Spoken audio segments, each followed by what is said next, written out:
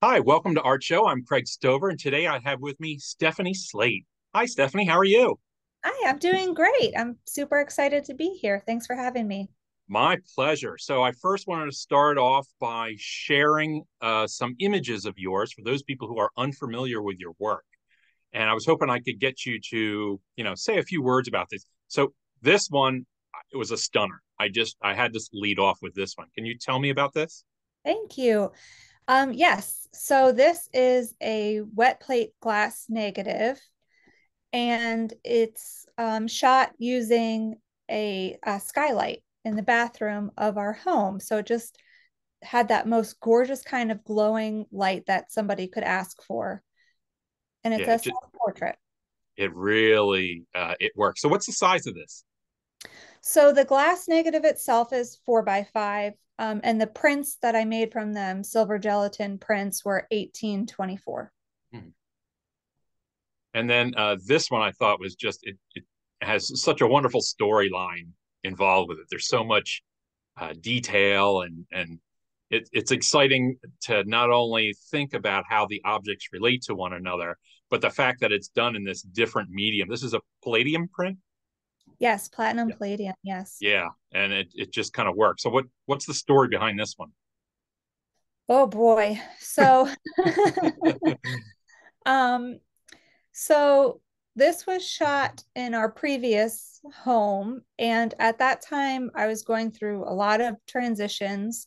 I had just had my daughter, who's now 10, and I was really kind of just exploring everything around me. Everything just all of a sudden completely changed. And um, prior to my daughter's birth, we experienced a few miscarriages and losses. So I was thinking a lot about grief and loss, and just kind of trying to capture what was around me at that time in a kind of a sense so I could keep everything and not lose anything, if that makes sense. That makes perfect sense. I really that photo just works so well. But this is quite different, this particular piece. Yeah, so this is a newer piece. This is what I'm been kind of currently working on, and this piece is huge. It's almost as tall as me, actually. Wow. And I've been making the paper also, so it's quite a process. It's been a lot of fun. So these Um, are printed on handmade papers? yes, most not the two previous, but the newer work is yes. Well, we're going to get into technical detail after these Paper. because I can't wait. Yeah, right. This one was just a stunner.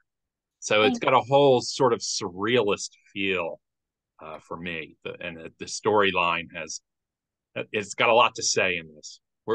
Where was this? How when was this? So this was right at the start of the pandemic, 2020, when we were all home.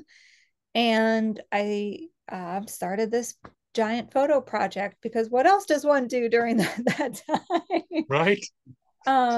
This is also a large print, and this is actually my daughter. And funny enough, this is one of the images that started the whole project that inspired it. And she was just kind of laying on the couch this way, and I'm always inspired by light, so just the way the window light was falling upon her was just caught me and inspired the whole rest of the project. But truly, and it might sound a little bit morbid, but for me it's a positive thing. At that time with COVID, I was thinking about how our bodies really are nothing but plant food and compost. It was a time where it made me feel really small, like, the world could just take us out with nothing. And it was really enlightening, actually, because it made me appreciate life a lot more. So that's what this whole project was Is kind of. this one connected to that other one? Yes, yes, it is. Yes. So So thinking about kind of like, oh, sorry. that's okay. Go ahead, please. I was thinking about kind of how our bodies are compost essentially, and how, just death and rebirth and growth from death and things like that. Do you title these? Oh my goodness, I'm the worst with titles. So, Because well, I'll be honest with you. When I first saw these, I wasn't looking for titles, and I don't really think they need them. I think there's more mystery without them. There's so much story to be within these images and the processes they're made that oftentimes titles can lead somebody in a certain direction, but I like the fact that they don't have that. That's exactly why I have such a hard time with titles, because oftentimes what I'll title in my head kind of categorizes it to who, what, when, where, and it's not at all what I want for the viewer. So So you seem to be like sort of a jack of all trades when it comes to this, the production of these, because this one, I don't know if our viewers can see it. There's actually a line of type that you have across these. So was that done with a press or was it done by hand? yes, it was done with a press, a Vandercook that I had access to at that time. And I'm always kind of straddling lines between photography and printmaking, and always looking for ways to marry the two. I love both processes very much so. Yeah, So this was a piece that is both photograph and print. it works well together. And then this was the final piece I wanted to show. This one, it struck me as funny. I don't know why. It makes me sort of smile about it because, like, the loss of the head, and the head's there and it's laughing, and I don't know. I This is one of my favorites also. This is a wet plate negative, and it's one of my favorites because, a little secret, I have no idea how the head on the right is a negative. Um, the only thing, because it was an exact replica of the one on the left, the only thing I can think of is with the wet plate, it tends to react differently to light, and one side kind of had some glow in the dark, whatever that is, paint on the skull.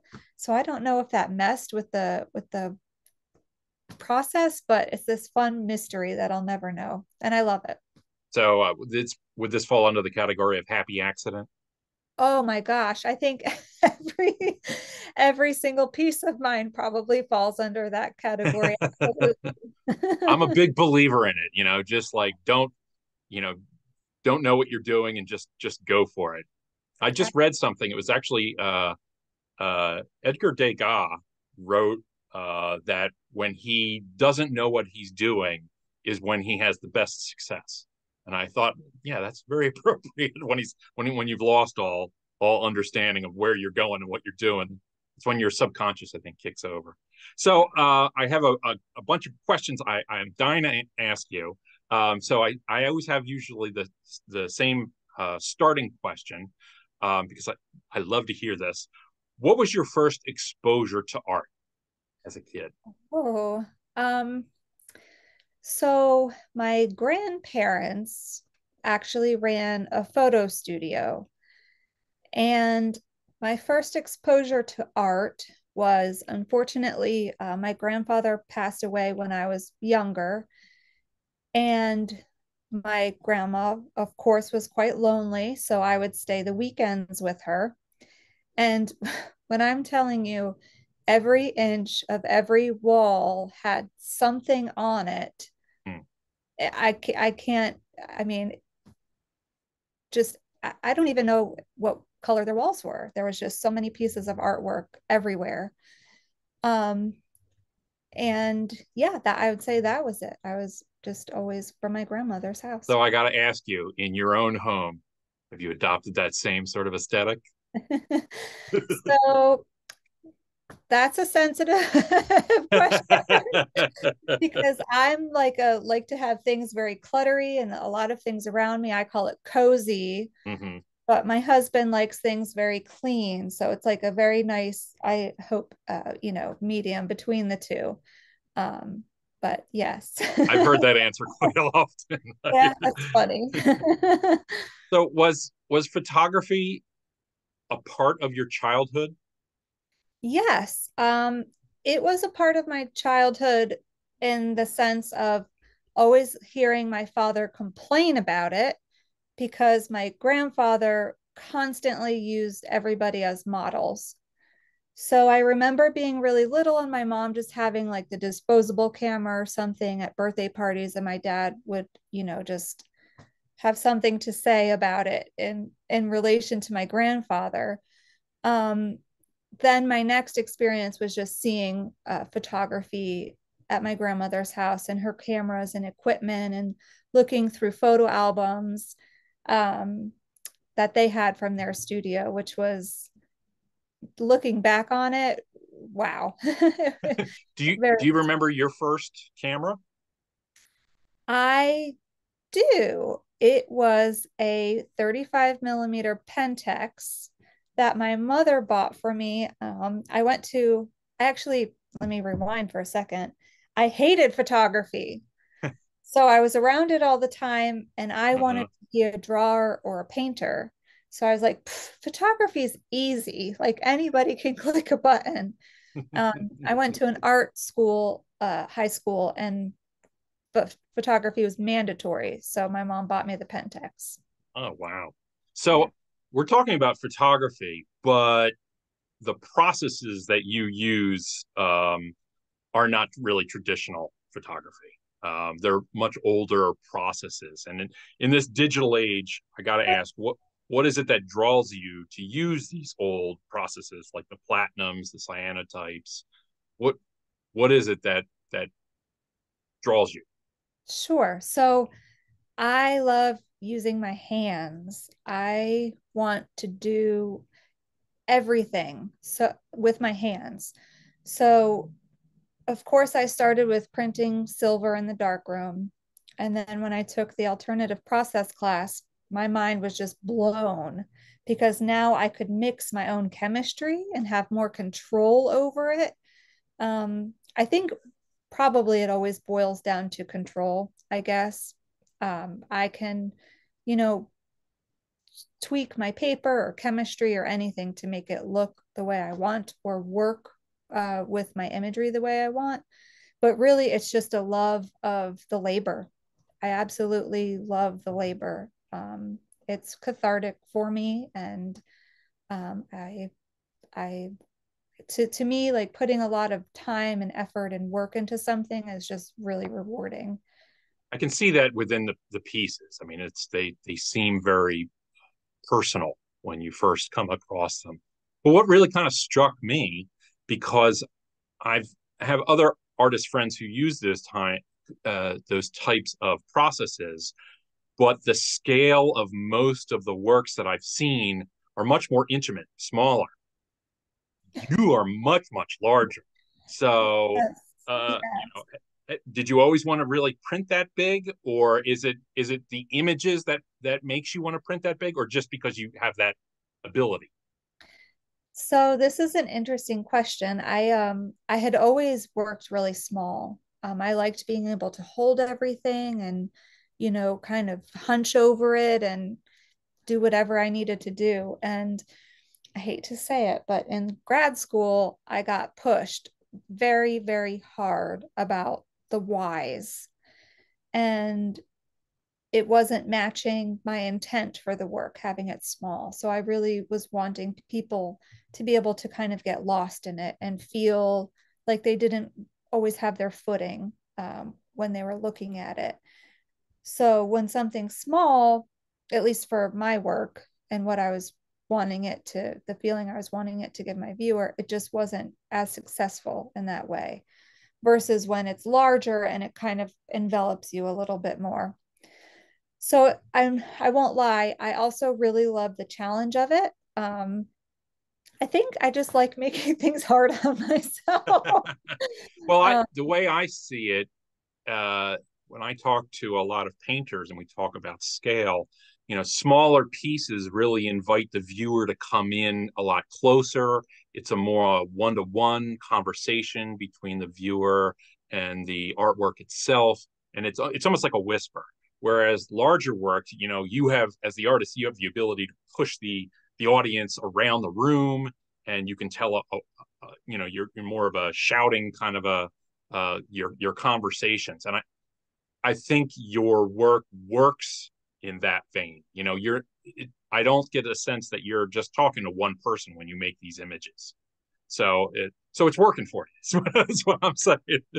So I'm curious though, can you tell me a bit about the equipment you use, especially in terms of how do you make them this large? Yes, it's challenging. I do everything at home, everything. Um, the first step is making my paper. So I actually do that in the back of my pickup truck. I have Of course. yeah, why not? Who I, doesn't, right? Yeah. I have a really thick tarp that I lay in the back of the bed and fill it with water and pulp. I have to ask help from my husband, who I'm so fortunate will usually do so without complaining too much. And it's very heavy, the screen with the pulp. So we've luckily been working together because I have to guide him on, okay, now rock it towards me, rock it towards you. So that's the first step, making paper in the pickup truck. I can only make 2 sheets at a time because I only have 2 screens and they dry on our front porch. And there's just enough space on the front porch for everybody to kind of like hop over one side to get in the house. um, and I have a small dark room in the basement that I use a lot. For these pieces, um, I am lucky that the floor is like almost just the right size for a sheet of paper to fit. So I'm coating them a cyanotype right now on the floor with like this big squeegee. I laugh all the time. It's almost like a yoga or interpretive dance or something. Like, I would love to see a video, a time lapse video of you creating this. I think that would be fantastic. I do have one. I should post it. I should post it on my site. Uh-huh. Um, so usually I like to hang things to dry.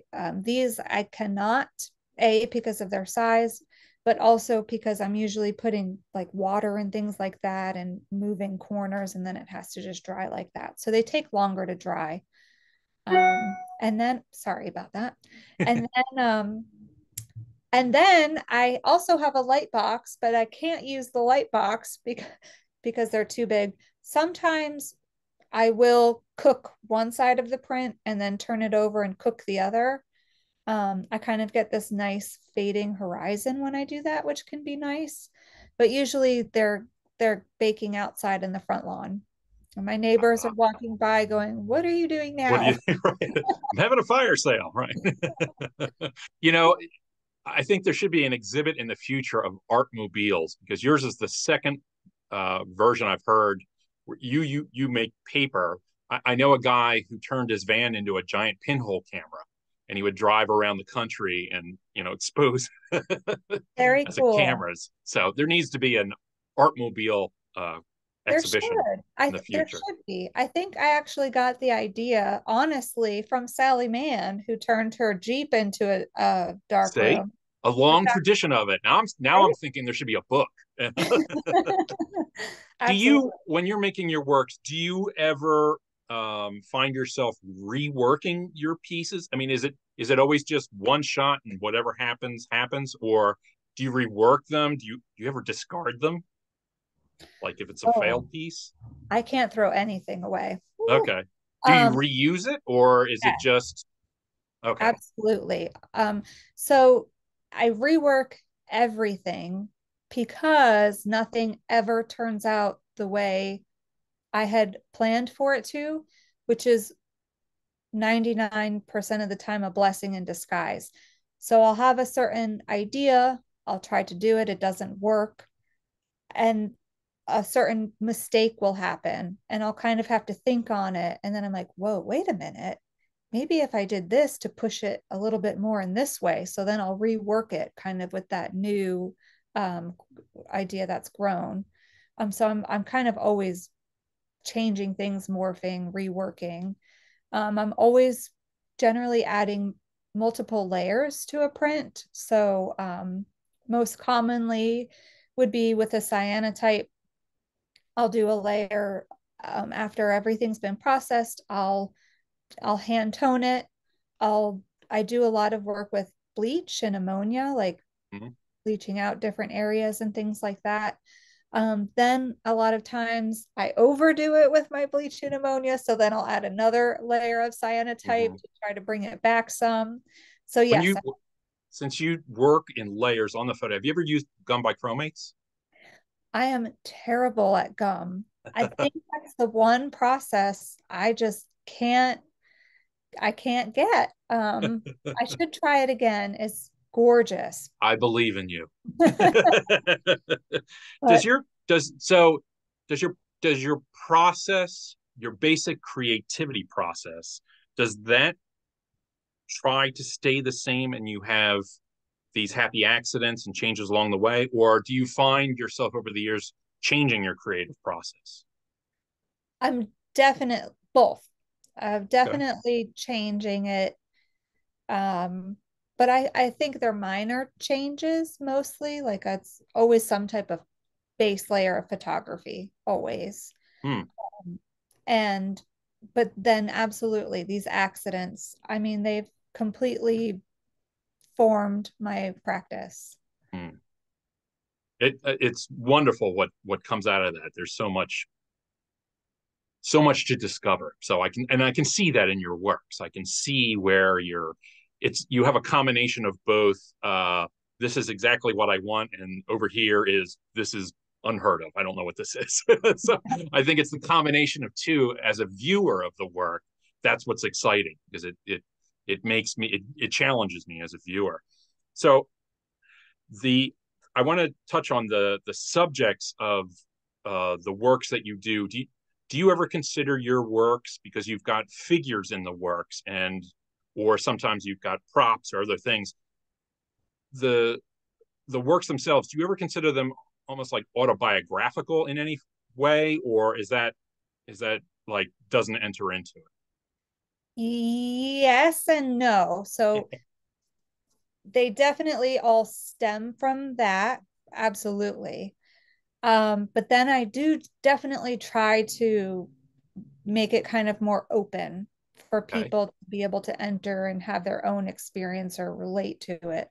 But yes, I think at the core of everything is probably pretty autobiographical. Yes. I see that on your website you have things. It seems like you have series of works, and I was wondering, are they conscious series, or is it just like, or are they just breaks where you're starting something new? I don't know if I didn't get a sense that it was a conscious series that you were trying to start stop.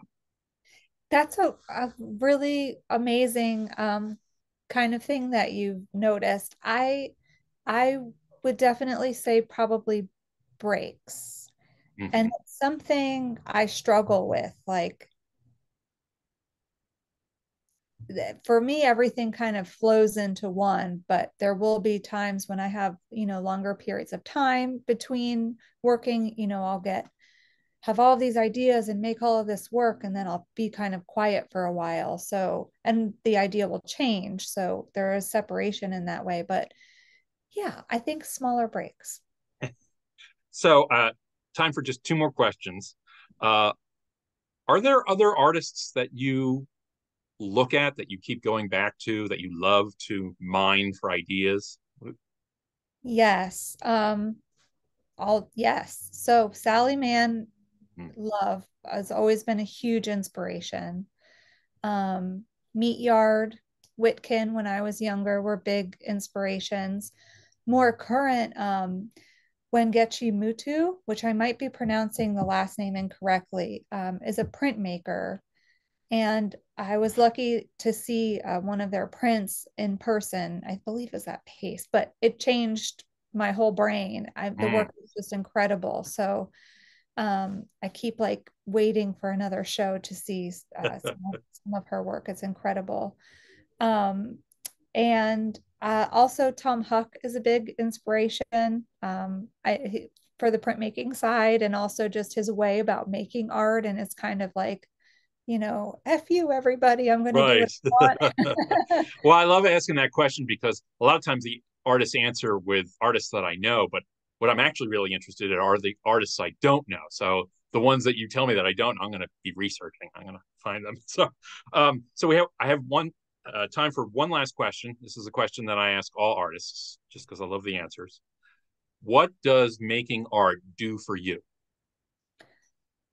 Um, I it it fulfills a need that can't really be fulfilled by anything else. So I feel like it's not even really an option. Like if I don't, I I don't even think I can't not make something, no matter what it is, or do something. So for me, it even if my art's never seen, which of course I would love for it to be, but even if I knew somebody said, Stephanie, your work will never be seen by anybody, it's all going to get burned up, I would still create because I just have to. I don't know why. Oh, I totally get it. I asked that same question of all the artists, and they all answer the same way. Well, they all answer it differently, but it all means the same thing, because Yeah. art is who we are. We've adopted it and absorbed it. So, um, well, I can't thank you enough for spending some time to talk with me today. I really appreciate it. It was great to learn about your work. Now I have 20 more questions that I need to ask you about your work. And I want to thank everybody who tuned in to watch today. I really appreciate it. I want to encourage everybody to please like and subscribe to this. This really encourages us to make more of these.